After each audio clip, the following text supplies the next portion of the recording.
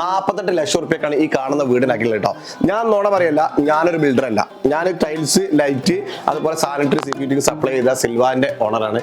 നമ്മളേക്കാൾ purchase ചെയ്യുന്ന materials ഉള്ള വീടുകൾ പരിചയപ്പെടുത്തുന്നത് നമ്മളെ പരിപാടി. പക്ഷേ ഇവർ രണ്ടാളും കൂടെ കേരളത്തിൽ നെട്ടിച്ചു 48 ലക്ഷം രൂപക്ക് ഫുള്ളി ഇന്റീരിയറും വിത്ത് ഫർണിച്ചറും നോണല്ലോ.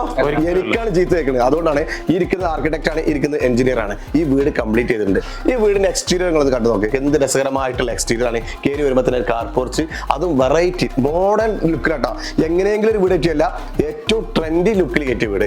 ചൈന ബ്രിഡ്ജ് വരെ ഇവിടെ സെറ്റ് ചെയ്തിട്ടുണ്ട് കേട്ടോ. നമ്മളെ ഗ്ലാസ് ബ്രിഡ്ജ് എന്നൊക്കെ പറയില്ല, അതുവരെ ഇവിടെ സെറ്റ് ചെയ്തിട്ടുണ്ട്.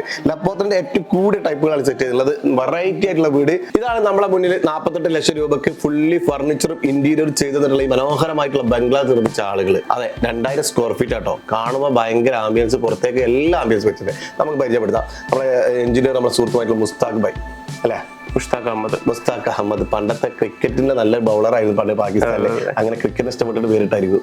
അങ്ങനെയാണ് നമ്മുടെ ആർക്കിടെക്ട്. നിങ്ങളെ പരിചയപ്പെടുത്തും. നിങ്ങളെ വൈഫ് ഉണ്ടല്ലേ? വൈഫ് ആർക്കിടെക്ട് ആണ്. എന്താ പേര്? റീമാല.